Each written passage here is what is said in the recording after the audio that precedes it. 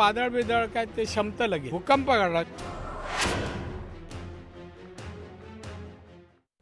Break नंतर आपल्या सगळ्यांचं पुन्हा एकदा स्वागत. जाऊयात निलेश राणेंकडे. निलेशजी, या घटना घडामोडी ज्या प्रकारे घडतायत त्यामध्ये मी आणखी एक जुना संदर्भ जो सध्या लोक विसरलेले असतील, मुंबई गोवा चौपदरीकरणाचा मोठा प्रोजेक्ट ज्यावेळी गडकरींच्या हस्ते सुरू झाला होता त्यावेळी प्रमुख पाहुणे बाकी कोणताही काँग्रेस जन नव्हता, फक्त नारायण राणेंना तिथे बोलवण्यात आलं होतं. आणि आजची घडामोड आपण बघतोय की चंद्रकांत पाटील म्हणतायत की नारायण राणे सगळ्या पक्षांना हवेसे आहेत. त्यानंतर राणे दिल्लीला जाऊन येतात. या सगळ्या कड्यांना जुळवायचं की नाही ते तुम्ही सांगा.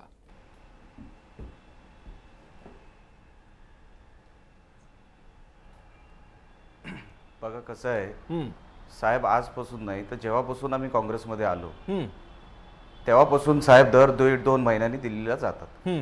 ती का आजची पद्धत नाही. हे सचिन सावंतांनाही विचारा, सन्माननीय हेगडे नाही विचारा, त्यांनाही ती माहिती असेल की 1.5-2 महिन्यांनी एक मोठ्या नेत्याला तिकडे सगळ्यांना भेटायला वगैरे हे जातातच. म्हणजे ते सहज जातात. त्याला काय म्हणजे काय कोणाची कंप्लेंट करायला नाही किंवा कोणाचं काय सांगायला नाही, ते स्वतःहून जात असतात. तर त्याच्यामध्ये आत्ताच का गेले अशातला भाग नाही. दर 1.5-2 महिन्यांनी साहेब तिकडे दिल्लीला जातच असतात. आणि दुसरं, सन्माननीय चंद्रकांत पाटील साहेब काय म्हणतात राणे साहेबांबद्दल हे तुम्ही चंद्रकांत पाटील साहेबांना विचारलं पाहिजे. हे तुम्ही असं का बोललात. आणि दुसरं, राणे साहेब हे सगळ्यांना हवेसे वाटतात, ही चांगलीच गोष्ट आहे ना. मग त्याच्यात वाईट कुठे आहे काय.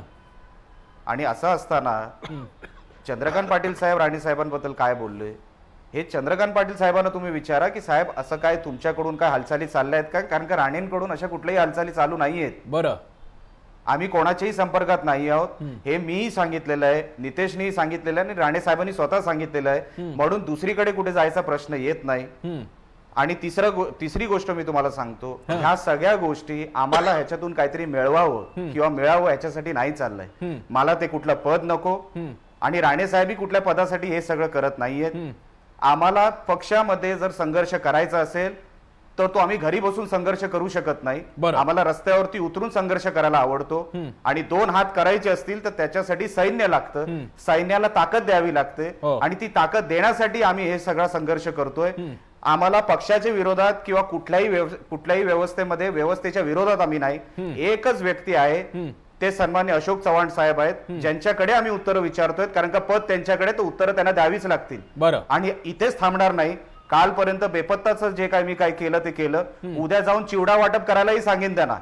कारण का पद वाटप तुम्हाला जमत नसतील तर आता चिवडा वाटप करा कार्यकर्त्यांमध्ये. बरं, मी परवाही बोललो होतो, कुठल्याही टोकाला जायची माझी तयारी आहे कार्यकर्त्यांसाठी. ही सगळी लढाई माझ्यासाठी. निलेशजी तुमच्यावर कारवाई होऊ शकते, पण कार्यकर्त्यांची लढाई. निलेशजी तुमचा राग मी समजू शकतो, पण मी समजून काय उपयोग नाहीये. अशोक चव्हाण पक्षभंगाची कारवाई करू शकतात तुमच्यावरती, तुम्हाला त्याची काळजी नाही का वाटत. अहो कारवाई होऊ ते, करू दे ना. मी थांबलोच आहे ना, त्याच्यासाठी करू दे ना कारवाई. मला पण बघायचंय. 2.5 वर्ष एका गोष्टीवर कारवाई करत नाही. मी 2 गोष्टी केल्या तर माझ्यावर तडकीपड कारवाई करता काय. मला पण बघायचंय कारवाई कशी करता येते.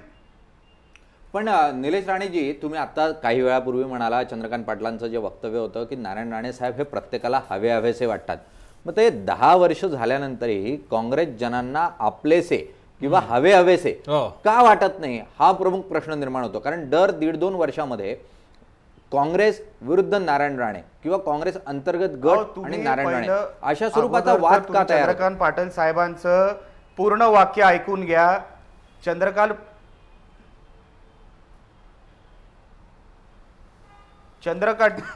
पाटील साहेब असे बोललेत की राणे साहेब सगळ्या पक्षांना हवेसे वाटतात. म्हणजे त्याच्यात काँग्रेस पण आलं ना. हो, त्याच्यात तुम्ही वेगळा अर्थ का काढतायत. सगळेच पक्षामध्ये त्याच्यामध्ये काँग्रेस पण आलं ना. अगदी आपण सचिन सावंतांना विचारू. सचिन सावंतजी, असं का होतं. म्हणजे मूळ जो मी निलेश राणेंना प्रश्न विचारला की काँग्रेसला ते हवेसे खरोखर वाटतात का. कारण नारायण राणेंसारखा अत्यंत गद्दावर असा नेता, एक मोठा नेता, अत्यंत आक्रमक असा नेता पक्षात आहे, मात्र त्यांचा जो वापर, त्यांचे जो नेतृत्व गुण वापरण्याची गरज होती ती काँग्रेस वापरून घेण्यामध्ये कमी पडते. नाही, मला असं वाटत नाही. आजही राणेसाहेबांचं महत्त्व काँग्रेस पक्षामध्ये फार मोठं आहे, त्याच्यात काही शंकाच नाही आहे. निर्णय प्रक्रियेमध्ये वेगवेगळ्या पातळीवरती निवडणुका असतील किंवा संपूर्ण राज्यभरांच्या ज्या काही पार्लमेंटरी बोर्ड असेल त्या सर्व ठिकाणी नारायण राणे साहेबांचं त्या स्वतः त्या सचिनजी, ठिकाणी नारायण राणेंनी जय महाराष्ट्रशी बोलताना नवी मुंबईच्या महापालिका इलेक्शनच्या काळात संजय निरुपमने आम्हाला कोणालाच विश्वासात घेतलं नाही, स्वतः याद्या डायरेक्ट जाहीर केल्या आहेत, त्यांनी स्वतः ऑन द रेकॉर्ड म्हटलेलं वक्तव्य आहे. तुम्ही म्हणताय त्यांना निर्णय प्रक्रियेत सामील या करून घेतलं संदर्भामध्ये जातं? आता निरुपम साहेबांचं आणि राणे साहेबांचं काय त्या ठिकाणी बोलणं झालं याची मला माहिती नाही, त्यामुळे मी अधिकृतपणे बोलणं योग्य ठरणार नाही. परंतु बऱ्याच अंशानं त्यांनी ज्या ज्या सगळ्यांना रेकमेंडेशन केलं होतं त्याच्यामध्ये त्यांना तिकीटं मिळाली अशी माझ्याकडे माहिती आहे. विषय असा आहे की या संदर्भामध्ये निश्चितपणे जेवढा मोठा पक्ष असतो आणि मगाशी आता कृष्णा हेगडे म्हणत होते की काँग्रेस पक्षामध्ये असं झालं, भारतीय जनता पक्षामध्ये देखील अशाच तऱ्हेचे अनेक वातावरण झालेले आहेत. म्हणजे आजही खडसे साहेबांची वक्तव्य तुम्ही जर पाहिलीत तर ते मला असं वाटत नाही की भारतीय जनता पक्षामध्ये सगळे आलबेल आहे किंवा कुठल्याही शिवसेनेमध्ये असेल, शिवसेनेमध्ये देखील अंतर्गत दुसपूस असते ज्यावेळेला मोठा पक्ष असतो. पण दोन्ही पक्ष विजयी मार्गावरचे आहेत, हे दोन्ही पक्ष सत्तेमध्ये सहभागी असणारे पक्ष आहेत, असं आहे. त्यांच्यामधल्या दुसपूस आणि काँग्रेसमधली दुसपूस याच्यात फरक आहे. फरक हा आहे की आज 3 वर्ष ते सत्तेवर आहेत आणि त्याच्या अगोदर 15 वर्ष काँग्रेस सत्तेवर होता, त्यामुळे त्या वेळेच्या कालावधीमध्ये ते काय जी दुसपूस होती ती आपण पाहिलेली आहे. आणि तुम्ही तुमचाही पत्रकारितेचा इतिहास फार म्हणजे मला वाटतं कालावधी फार मोठा आहे, त्यामुळे ह्या सगळ्या गोष्टीची माहिती त्या वेळेला असते. निश्चितपणे पराभव असताना ह्या संदर्भामध्ये विचारामध्ये मतभेद असतात, ते समोर येतात. परंतु निश्चितपणे ज्या तऱ्हेनं निलेशजी म्हणतायत, मला असं वाटत नाही की काँग्रेस पक्षाच्या एकंदर प्रक्रियेमध्ये इतपत टोकाला जाण्याची भूमिका घेण्याची एवढा म्हणजे इतर मार्ग असताना आवश्यकता आहे. त्यांच्या मार्गाशी निश्चितपणे मी काही समरूप नाही किंवा त्याच्याशी मी सहमत नाही. परंतु ज्या तऱ्हेनं एकंदरच अंतर्गत धुसफूस किंवा अशा तऱ्हेचं मीडिया चित्र निर्माण करतंय, मला वाटतं ते चुकीचं आहे. मतभेद आहेत, मनभेद नाही आहेत आणि निश्चितपणे याच्यातनं चर्चेतनं वेगवेगळ्या ठिकाणी मार्ग निघत असतो आणि त्यामुळे भविष्यात निघेल. नाही, पण सचिन सावंतजी, मुख्यतः जसं कृष्णा हेगडे पण म्हटले, गोव्याचं उदाहरण घेतलं, कासवाच्या गतीने जायचं तर किती कासवाच्या गतीने जायचं. जिल्हा अध्यक्षाचा एक जर निर्णय घ्यायचा असेल, जर तो जिल्हा दरबारी जावं लागत असेल तर काँग्रेस गतीनं पुन्हा एकदा उभारी घेणार तर ती कधी घेणार? म्हणजे 2019चं स्वप्न बघूच नका, पण 2024 पण बघू नका असं म्हणायचं का या गतीने? नाही निलेशजी, पहिली गोष्ट 2 गोष्टी तुम्ही सांगितलं. पहिली गोष्ट, मणिपूर गोवा या संदर्भामध्ये काँग्रेसने दिरंगाई केली अशा तऱ्हेचं चित्र त्या ठिकाणी उपस्थित केलं जाते, ते प्रचंडपणे चुकीचं आहे. लोकशाहीमध्ये गव्हर्नरनं म्हणजे सुप्रीम कोर्टाच्या 9 जजेसच्या बेंचने जे उत्तर दिलेलं आहे की पहिला ज्याचा सगळ्यात जास्त म्हणजे संख्याबळ असेल त्यांनाच बोलवलं पाहिजे. या ठिकाणी ज्यावेळेला बायपास केलं जातंय त्यावेळेला गव्हर्नरांना हा प्रश्न विचारला पाहिजे की कशा तऱ्हेनं तुम्ही असंवैधानिकरित्या पाऊल उचलता आहात.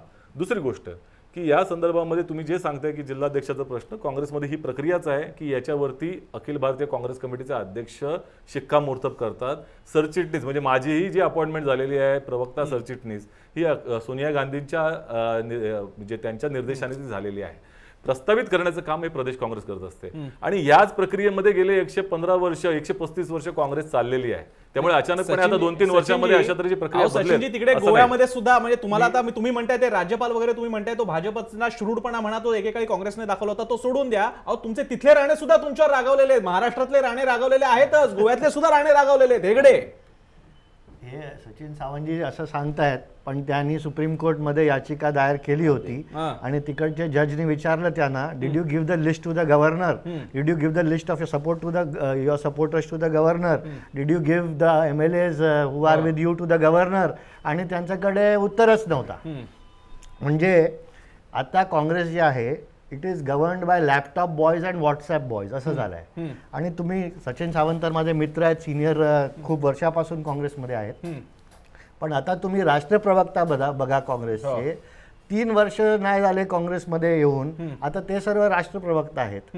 आणि मला नाही वाटत की असं इव्हन जे सामान्य कार्यकर्त्यांना तुम्ही सन्मान देत नाही, जसं निलेश राणेने सांगितलं की सामान्य कार्यकर्त्यांना तुम्ही सन्मान देत नाही. दिल्ली ते गल्ली पर्यंत काँग्रेस लोक पार्टी सोडून जातात, नेते पार्टी सोडून जातात. SM कृष्णा सोडून गेले, रीता बहुगुणा सोडून गेली, आपले जयंती नटराजन सोडून गेली, जगदंबिका पाल मुख्यमंत्री होते ते सोडून गेले. आणि आता पण काँग्रेस आता आर्ट ऑफ डिनायल मध्ये आहे की सर्व बरोबर आहे. आता 2024 नाही 2029 मध्ये आपण बघूया. पहिली गोष्ट एक लक्षात घ्या की आता त्यांनी म्हटलं की 3 वर्ष झालेले आहे आणि ते राष्ट्रीय प्रवक्ते वगैरे जात आहेत. मला असं म्हणायचं आहे की हे आपणही त्या ठिकाणी उत्तर प्रदेशचे नेत्यांना विचारा, ते कारण मोदींच्या भयानं ते बोलत नाहीत, पण ज्या वेळेला योगी आदित्यनाथांची अपॉइंटमेंट होते, ज्यांचा प्रशासनाशी कोणत्याही तऱ्हेचा संबंध नाही, की उत्तर प्रदेशच्या विधानसभा विधिमंडळाच्या राजकारणाशी संबंध नाही. आणि ते 5 वेळचे खासदार आहेत. असू द्या ना, परंतु मी ते जे 3 सत्य वर्षापूर्वी परिस्थिती BJP मध्ये नाही आले आहे, ते. कुठल्याही तऱ्हेचं मंत्रीपद झालेलं नसताना की विरोधी पक्ष नेत्यांना डावलून महाराष्ट्राचे मुख्यमंत्री झाले. खडसे त्यावेळेला काय म्हणत होते हे आपण ऐकलेलं आहे. त्यामुळे या सर्व संदर्भामध्ये मला असं वाटतं की भारतीय जनता पक्ष आता सत्तेत असल्यामुळे तो दंभ बाजूला ठेवावा. भविष्यामध्ये ज्या वेळेला परिस्थिती बदलते त्यावेळेला हे सत्तांतर झाल्यानंतर इकडे तिकडे जाणारे लोक हे असतातच. त्यामुळे तो काही प्रश्न फक्त पक्षीय काँग्रेसलाच अवलंबून आहे.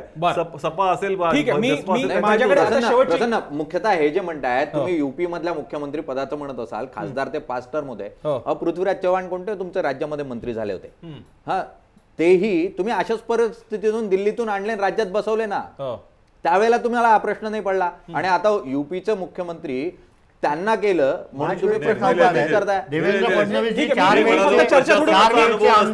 हा मुद्दा त्याच्यात नको जायला, कारण माझ्याकडे 7 मिनिटं आहेत आणि माझ्याकडे शेवटची 7 मिनिटं उरलेली आहेत आणि मला सगळ्यांकडे जायचंय. मी पुन्हा निलेश राणेंपासून सुरुवात करेन आणि भाऊ अजित सावंत असे करत परत एकदा निलेश पर्यंत येणार आहे. मी निलेश राणेंकडे मी जातोय. निलेश राणेजी, आता तुम्ही तुमचा अतिशय अग्रेसिव्हरित्या तुम्ही काँग्रेस जनांच्या मनातली अस्वस्थता मांडून पाहताय खरी, पण याच्या पुढची स्टेज काय? कारण अजूनही काही रिप्लाय येत नाहीये. अशोक चव्हाण गेलेले आहेत विदर्भामध्ये, मग याची पुढची परिणिती काय, पुढच्या स्टेप्स काय असणार आहेत? कारण काँग्रेसमध्ये कल्चर आहे थंडा करके खाव. प्रसन्नजी, मी मागे माझ्या रत्नागिरीच्या पत्रकार परिषदेमध्ये सांगितलं होतं की मी टप्प्याटप्प्याने, मला या पक्षातच राहायचंय, माझे वडील असतील, माझा भाऊ असेल, या पक्षामध्ये आमदार आहेत. मला टप्प्याटप्प्याने माझी लढाई हे कार्यकर्त्यांसाठी लढाई आहे आणि एका व्यक्तीच्या समोर लढाई आहे.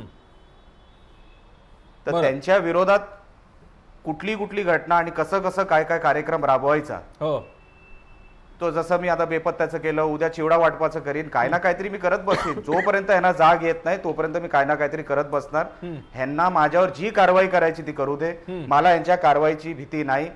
कारण का मी यांची काम करण्याची पद्धत बघितलेली आहे. मीही सरचिटणीस मागच्या, म्हणजे जेव्हापासून माणिकराव ठाकरे साहेब या महाराष्ट्र प्रदेशचे अध्यक्ष होते तेव्हापासून मी सरचिटणीस आहे. मी यांची काम करण्याची पद्धत बघितलेली आहे. हे एक जिल्ह्यात तर सोडा, हे महाराष्ट्रात पण सुद्धा काही करू शकत नाही.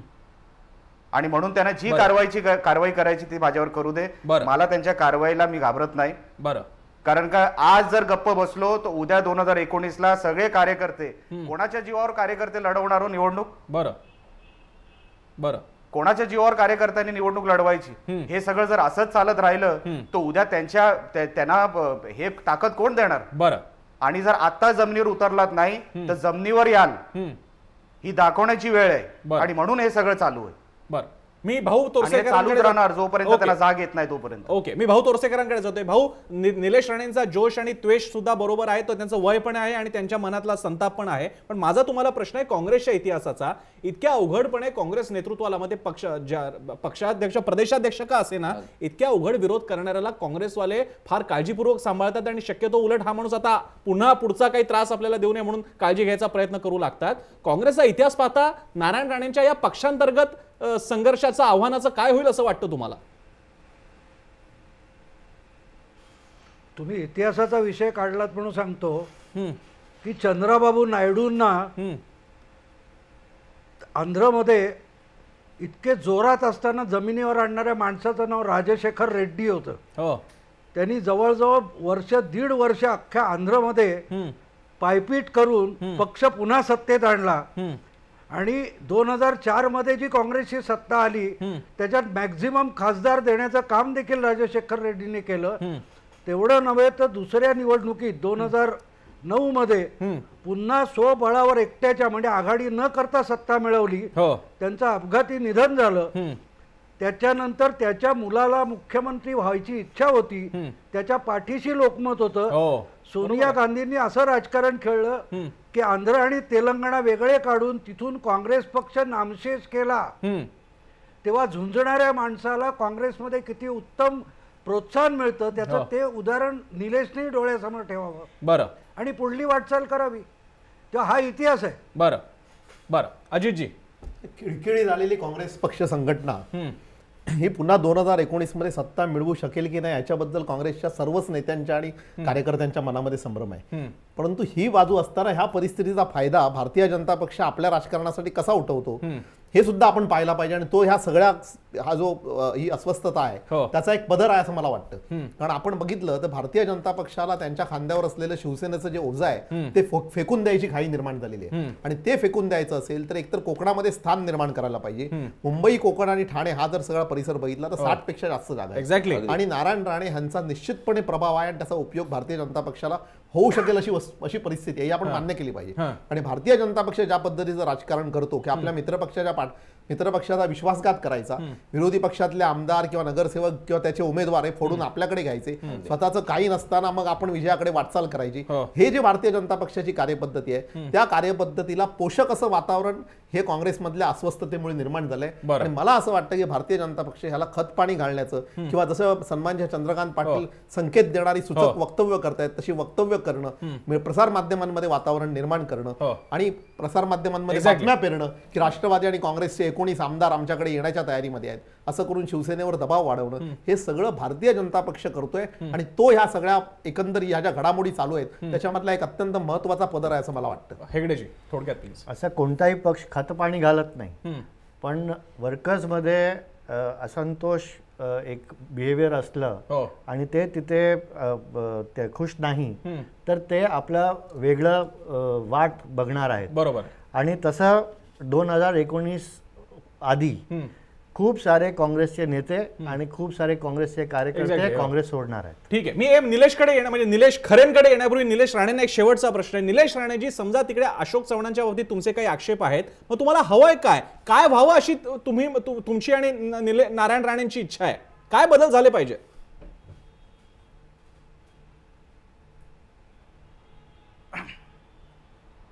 पहिलं तर आमच्या ज्या मागण्या आहेत त्या पूर्ण करा, मग पुढचे बदल पुढे बघू. ठीक आहे. मी निलेशकडे येतो. निलेश, याच्यातून सचिन सावंतांकडे जाऊ एकदा, कारण पूर्ण चर्चा ही काँग्रेसशी निगडीत आहे आणि काँग्रेसनं कुठेतरी पुन्हा भरारी घ्यावी अशा अनुषंगानं जर कोणी काही प्रश्न मांडत असेल, काही सूचना देत असेल, काही बदल सुचवत असेल तर काँग्रेसनं निश्चितपणे आत्ता तरी त्याचा सकारात्मक विचार करावा अशी वेळ आहे.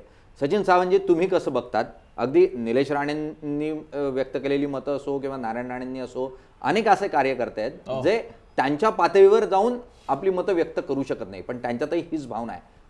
कशा स्वरूपात ही भावना तुम्ही पक्षश्रेष्ठींपर्यंत पोहोचवाल आणि कसे बदल होतील अशी अपेक्षा व्यक्त करा? नाही, पहिली गोष्ट अशी की राणेसाहेब ज्येष्ठ नेते आहेत आणि त्यांनाही कदाचित निलेशनी ज्या तऱ्हेनं आता हे पुढे नेलेलं आहे ते आवडलं असेल की नाही हे माझ्या मनात शंका आहे. परंतु विषय असा आहे की या संदर्भामध्ये मगाशी जसं हेगडे म्हणाले की लोक जातील किंवा या संदर्भामध्ये मला वाटत नाही की राणे साहेबांनी तुम्ही आमच्या कुटुंबामध्ये काय चालतं आणि काय चालत नाही याच्यामध्ये तुम्ही पडू नका. नाही, ऐका, मी तो विषय पक्षावर बोला, तुम्हाला पक्षावर बोलायची संधी इकडे मिळालेली आहे. निलेशजी, विषय तोच आमच्या साहेबांना काय वाटतं आमच्याबद्दल त्याची काळजी तुम्ही करू नका, तुम्ही पक्षाचं बोला. नाही, निलेशजी वगैरे ठीक आहे, तुम्हाला प्रश्न विचारला काँग्रेसबद्दल उत्तर द्या. काँग्रेसबद्दलच म्हणतोय, पडायची तुम्हाला गरज नाही. काँग्रेसबद्दलच मी म्हणतोय. विषय असा आहे की ज्या तऱ्हेनं कृष्णा हेगडे ज्या तऱ्हेनं म्हणाले की या संदर्भामध्ये पक्ष सोडतील वगैरे, याच्या संदर्भामध्ये पक्षाचं विचारधारेनं चालणारा जो मनुष्य असतो तो कधी पक्ष सोडत नाही आणि विचारांच्या वरतीच एकंदर राजकारण राहिलं पाहिजे हा मूळ मुद्दा आहे. सत्ता येते जाते, त्यामुळे सत्तेच्या मागे लागणारे अनेक कार्यकर्ते असू शकतात, परंतु सत्तेच्या विरुद्ध जाऊन विचारांसाठी राजकारण करणारे देखील कार्यकर्ते असतात. त्यामुळे या संदर्भामध्ये जसं अनेक लोक त्याच्यामध्ये आहेत, असं आम्ही आहोत, विचारांनी काँग्रेस पक्षामध्ये आहोत. आता या संदर्भामध्ये कृष्णा हेगडेंची काय भूमिका असेल हा विषय वेगळा. सचिनजी, काँग्रेस पक्ष ज्यांनी सोडला, अजित सावंतांना बाजूलाच करण्यात आलं, हेगडेंनी स्वतः सोडला. जे सोडतात ते फक्त सत्तेसाठी जातात असा तुमचा दावा? 40 वर्षापासून आम्ही म्हणजे जुने काँग्रेस ते सुद्धा सत्तेसाठी गेले, इतकं सोपं आहे ते. या विषयावर ज्या तऱ्हेनं एकंदरच राजकीय परिस्थितीमध्ये मतभेद होत असतात अनेकदा एवढ्या मोठ्या पक्षामध्ये तुम्हाला तुमच्याच पद्धतीने निर्णय होतील असं नसतं. त्यामुळे कधी कधी विपरीत निर्णय होत असतात. परंतु त्याही परिस्थितीमध्ये ज्यावेळेला विचारांवर श्रद्धा असते त्यावेळेला तो विचार त्या ठिकाणी महत्वाचा ठरतो. त्यामुळे आपण म्हणाले मी 40 वर्ष होतो या संदर्भामध्ये, अशाच तऱ्हेचे भारतीय जनता पक्षामध्ये देखील अनेक जण वर्षानुवर्ष त्या ठिकाणी आहेत. आणि त्यावेळेला भाजपमध्ये जाणाऱ्या लोकांना, नवीन लोकांना ज्या वेळेला महत्व मिळतं त्यावेळेला त्यांच्याही मनामध्ये खतखत असते. त्यामुळे हे त्यांच्याही पक्षामधलं जर वातावरण तुम्ही पाहून घ्या हेगडेजी, आमच्या दृष्टिकोनातून विचारांना महत्व आहे आणि सत्ता येते जात असते. ठीक आहे, काँग्रेसचा विचार टिकला पाहिजे या दृष्टिकोनातून आम्ही पक्षामध्ये काम करतो. निलेश, काँग्रेसचा विचार टिकला पाहिजे पण फक्त विचार पुस्तकात सुद्धा टिकवता येतो आपल्याला एक पुस्तक लिहून. प्रश्न असा आहे, हा काँग्रेसचा विचार टिकण्यासाठी सत्ता लागते, सत्तेसाठी कार्यकर्ते लागतात, त्यांना उत्साह लागतो जो सध्या मिळत नाही असा दावा या मंडळींचा आहे. मग ते हेगडे असतील, अजित सावंत असतील, नाहीतर नारायण राणे, निलेश राणे असतील. निश्चितच काँग्रेसला ऊर्जितावस्था मिळावी अशी प्रत्येक काँग्रेस जनांची आणि कार्यकर्त्याची इच्छा आहे. मात्र ही इच्छा पूर्ण होत नाही. नेतृत्वाला योग्य त्या स्वरूपात कार्यकर्त्याची मानसिकता कळत नाही अशा स्वरूपाचं चित्र तयार झालेलं आहे. नारायण राणे कुटुंबाच्या माध्यमातून जी प्रतिक्रिया व्यक्त होते ती साधारण त्याच सर्वसामान्य कार्यकर्त्याची प्रतिक्रिया आहे. योग्य वेळेला जर काँग्रेस सावरली तर 2019चा निवडणुकीचा नियोजनाचा योग्य ते नियोजन जे आहे ते काँग्रेस करू शकेल. अन्यथा 2019 पूर्णतः काँग्रेसच्या हातातून जाईल अशी परिस्थिती निर्माण झालेली आहे. आणि त्यामुळे 2017चा हा टप्पा आहे, 2-2.5 वर्ष 2019 साठीच आहेत. त्यातलं शेवटचे 6 ते 8 महिने हे प्रचाराचेच असतील. आणि त्यामुळे काँग्रेसनं आत्ताच जाग येऊन जमिनीवर येऊन काम करणं गरजेचं आहे. आणि त्यासाठी म्हणून जर काही प्रश्न उपस्थित होत असतील, त्यातून कार्यकर्ता हा आपला त्रागा व्यक्त करत असेल तर तो त्रागा हा नेतृत्वानं समजून घ्यायला हवा. जर नेतृत्वानं तो समजून घेतला नाही तर वेळ हातची निघून जाईल. आणि आज जी काँग्रेसमध्ये परिस्थिती तयार झाली आहे ती उद्या भाजपमध्ये तयारच होणार नाही अशी परिस्थिती नाही. कारण भाजप आत्ताच कुठे सत्तेत आली आहे. एक वटवृक्ष असतो, वटवृक्षाच्या अनेक फांद्या असतात आणि अनेक फांद्या झाल्यावरच त्या एकमेकाला लागतात आणि त्यातून द्वंद्व तयार होतं. आणि त्यामुळे आज काँग्रेस वटवृक्षासारखी आहे. आज जरी सत्ता नसली तरी काँग्रेस ही अडचणीत आहे आणि त्यातून अशा स्वरूपाचा वाद जो आहे तो समोर येतोय. आणि त्यामुळे काँग्रेसनं आत्ताच सावरण्याची गरज आहे. जर काँग्रेस आत्ता सावरली तर 2019ला एक वेगळं चित्र हे देशाच्या राजकारणात पाहायला मिळू शकतं. कार्यक्रमाच्या शेवटी मला आठवतात ते NTR, दक्षिणेतले एक उत्तुंग राजकीय व्यक्तिमत्व, आणि त्यांनी स्वतःच्या राजकीय नेतृत्वाने प्रस्थापित समीकरणं बदलून टाकली होती. नारायण राणेंचं पूर्ण नाव नारायण तातू राणे आहे. त्यामुळे महाराष्ट्राचे NTR असू शकण्याची संभाव्यता ज्यांच्यामध्ये असं ते राजकीय व्यक्तिमत्व आहे त्यांना खोजं ठरवण्याचा मात्र प्रयत्न झाला. तर मूळचा रांगडा व्यक्तिमत्व असणारे आणि शिवसेनेची पार्श्वभूमी असणारे नारायण राणे एवढ्यावरती थांबणार नाहीत आणि ते सांगायला कुठल्या ज्योतिषाची गरज नाहीये. समझने वाले को इशारा काफी आहे. काँग्रेस तो इशारा घेईल अशी आशा आहे आणि अर्थातच काँग्रेस राहिली पाहिजे, विरोधक राहिले पाहिजेत हीच भूमिका आहे. आणि या संवादासाठी चर्चा होती त्याला आपल्याला निलेश राणे तुम्ही वेळ दिलात, सचिन सावंत, कृष्णा हेगडे, अजित सावंत आणि भाऊ तोरसेकर सगळ्यांचे आभार. इथेच थांबूयात. पाहत राहा जय महाराष्ट्र.